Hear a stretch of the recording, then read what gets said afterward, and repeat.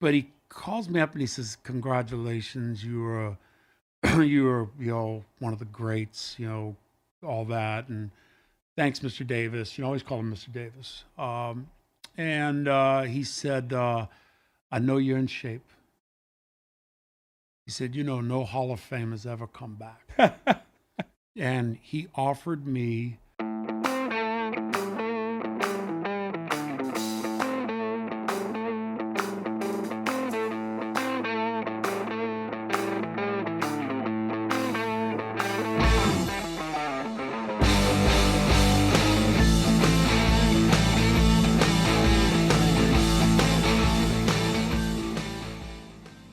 So welcoming to the Green Light Studios a good buddy of mine. Technically, he's my dad. He's also a friend, Hall of Famer.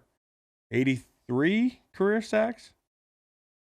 Oh, they didn't count sacks my rookie So you year. you had 5 your rookie year. I looked it up. You had I think it was 6. Oh, okay. So you had about I don't know. 89, 90. Yeah. So congratulations on my retirement. I was coming for you. I just want to get that off the bat. Hey, About 5 more years. How many stitches combined? well, I didn't realize this, but until I went to when Kyle took a line drive he was 8 years old at one of your practices. At Darden Towel. Yeah. It wasn't a line drive. It was a pop fly. I think. Whatever. Line drive. It was batting faster than it was a towering It was batting. shot. It was batting practice. And in batting practice, for those of you who don't know, in Little League, there's about 10 kids out in the outfield. And it's, "Oh, I got it. No, I don't got it." And one kid puts his glove down and it's Kyle. Well, we go to the emergency room and come to realize that, I'm starting to kind of figure out the questions the woman at the computer is asking me are leading towards, do you feel like you're in peril at home? Those kind of questions. And I figured it out that if you're in there a certain number of times, there's a red light that goes. Yeah, it's called a watch list. They have them for all types of things. Well, we were on the watch list for sure. Yeah, we had stitches and 36 for Kyle. I accidentally hit him with the bat. Oh, that was a bad That was a rough day. one. We don't need to go into details, but that was an I accident. was covered in blood. And then Howie hit Kyle, or Kyle hit Howie with a picture frame. Howie always went with the foreign object. Yeah, it wasn't. I mean, it was a size thing. When Kyle, he was like Toro Tanaka. He pulled out of the salt out of the belt and throw it in your eyes and then whack you. Yeah, exactly. But I mean, when you're dealing with Kyle, poor Howie, like hunting a bear. I'm hiding behind the door with a bat too. Yeah. Typically, when you're at a big school, you have a pro day where you had a pro day, and every team that wants to look at you comes in and you do one workout, and you maybe do one or two other workouts for teams that are at the top of the draft. Maybe, for your case, it was Miami, maybe someone else. I worked out for maybe 26 separate days. Hey, you were in good shape then. Oh, I worked out one time. A scout from the Colts came by. I think it was the Colts. It was on a Sunday. He knocked on my dorm room door. Mm-hmm. And I ran a 40 in sneakers on the front lawn of my dorm. Right. One time in a pouring rain, because we didn't have great facilities at Villanova at the time. It was the old Jake Nevin gym. Pittsburgh came in, and I desperately wanted to be a Pittsburgh Steeler because Joe Green and all that. And there was no place to run a 40 because it was a driving rain outside, and there was no place to run. And there was no indoor facility to facilitate running a 40. So what I did was we started in the corner of the staircase outside the gym and ran caddy corner across the gym into the other stairway area and ran out of room. And you end up hitting the wall twice. Boom. Boom, twice.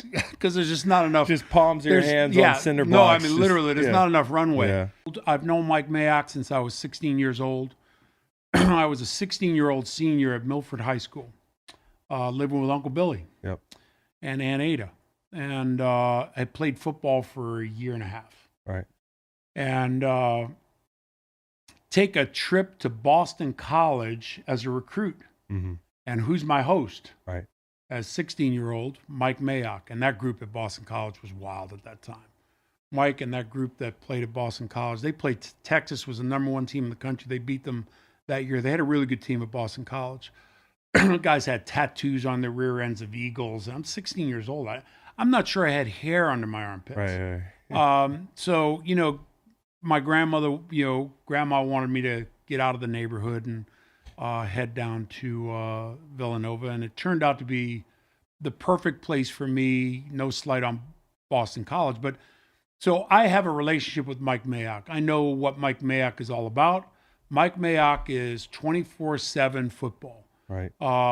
He is the polar opposite of a TV guy.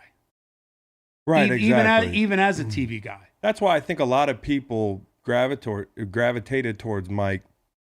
Not only did it appear that he knew what he was talking about, and everybody misses on picks. It's funny as hell to me. Everybody, calling back to, oh, well, he missed. He had Kamara going late, or he had tried doing that for a living for years. And there's guys in front offices who get paid to do it and miss routinely. Kamara split time in college. So what do you do? So what was Tennessee thinking? Was when I was elected to the Pro Football Hall of Fame, I got the call from Fudgy, who was his longtime assistant, and your mom and I were over in Hawaii because they introduced the Hall of Famers at the Pro Bowl. Right. And